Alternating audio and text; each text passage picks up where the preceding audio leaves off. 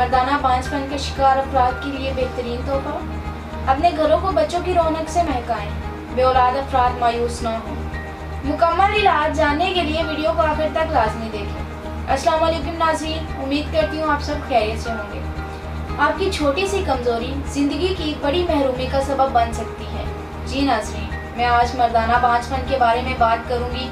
मर्दाना बांझपन क्या है, इसकी वजूहात और हर्बल तरीका इलाज क्या है।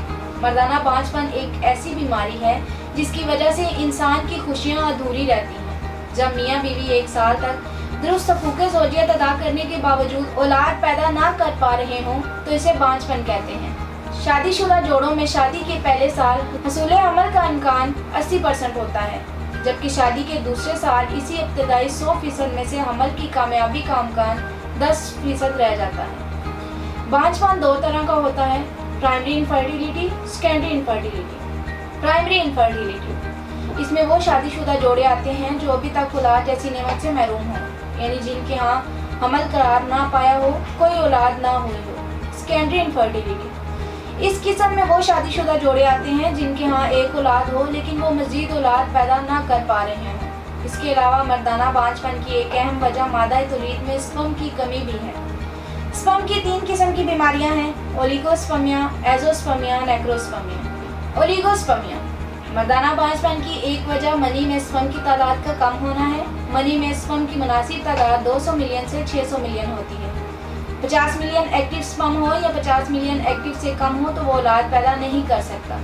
नाज़रीन, अगर स्पर्म की मुनासिब तादाद 120 मिलियन से कम हो तो ओलिगोस्पर्मिया कहलाएगा।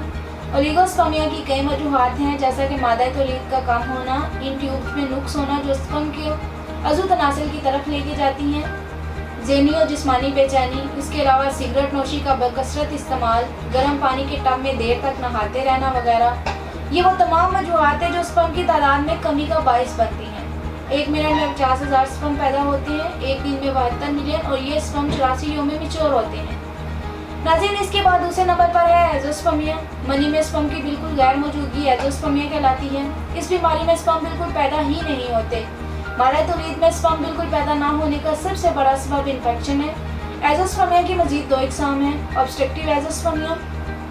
अगर खुशिया साइज में नॉर्मल हो और हार्मोन लेवल भी नॉर्मल हो तो अज़ू तनासिल के दरमियान नालियाँ बंद होने को ऑब्स्ट्रक्टिव एज़ोस्पर्मिया कहते हैं। ये मर्ज खुशियों से मादा तौलीद पर निकालने वाली नालियों पर चोट लगने या इनमें नुक्स पैदा होने की वजह से होता है।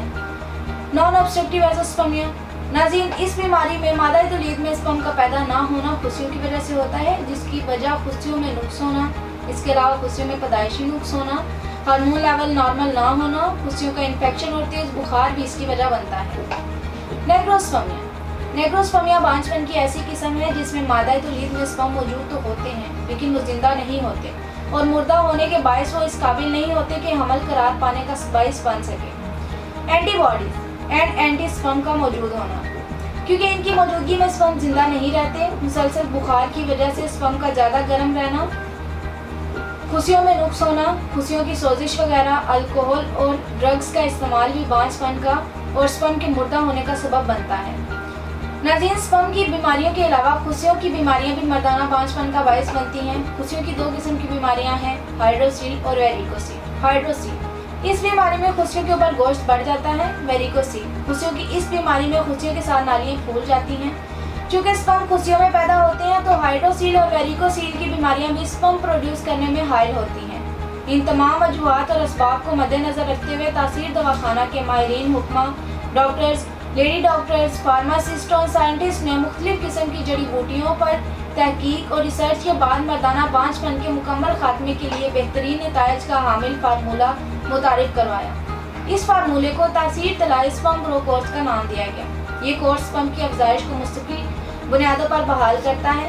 ये मर्दों के जरासूमा हयात में होने वाली तब्दीलियों के अफजाइशी हार्मोन LGH के स्पर्म की सतह में इजाफा करता है। बेऔलाद अफराद के स्पर्म कम हो तो इनके मादा तौलीद में स्पर्म्स को नॉर्मल हालत में लाता है। ये कोर्स किरवे मनी की कमजोरी और इसके कुदरती तनासब को दुरुस्त करके इसके कवाम को ठीक करता है। इसके इस्तेमाल से ओलिगोस्पर्मिया, नेक्रोस्पर्मिया, एज़ोस्पर्मिया जैसी बीमारियों से मुकम्मल तौर पर निजात मिल जाती है। इस कोर्स के इस्तेमाल से हर तरह का इन्फेक्शन खत्म हो जाता है। ये कोर्स मादा तौलीद को बढ़ाकर स्पर्म को औलाद के काबिल बनाता है। इस कोर्स में शामिल कीमती और देसी मुरक्कबात न सिर्फ मादा तलीद को बढ़ाने बल्कि इसे गाढ़ा करने में भी मौसर होते हैं। ये कोर्स सीमन में मौजूद पसर को ख़त्म करता है और इसे दोबारा होने से रोकता है। ये कोर्स स्पर्म मोर्टेलिटी यानी स्पर्म की हरकत व सकनात, स्पर्म मॉर्फोलॉजी यानी स्पर्म की शक्ल और सूरत को बेहतर और दुरुस्त हालत में लाकर तमाम मसाइल को दूर करके आपकी औलाद को खुश शक्ल, सेहतमंद और मुकम्मल खर्दो-ख्वाल के साथ जन्म देने में मुअव्वन होता है। अगर आप भी मर्दाना बांझपन का शिकार हैं तो देर ना करें, बल्कि आज ही तासीर दवाखाना तशरीफ लाएं और मर्दाना बांझपन से मुकम्मल निजात हासिल करके अपने आंगन को खुशियों से भरें। नाज़रीन, आप दुनिया के किसी भी कोने में हो, ये कोर्स बजरिया ऑर्डर मंगवा सकते हैं। इसके मतलब मज़ीद मालूमात और रहनुमाई के लिए हमारा यूट्यूब चैनल तासीर दवाखाना ऑफिशियल विजिट करें। इसमें वो तमाम बातें बताई गई हैं जो आपको ज़िंदगी में कामयाब और सेहतमंद मर्द बनाने के लिए ज़रूरी हैं। अगले प्रोग्राम में एक नए मौजू के साथ दोबारा हाजिर होंगी। तब तक के लिए मुझे इजाज़त दीजिए। अल्लाह हाफिज़।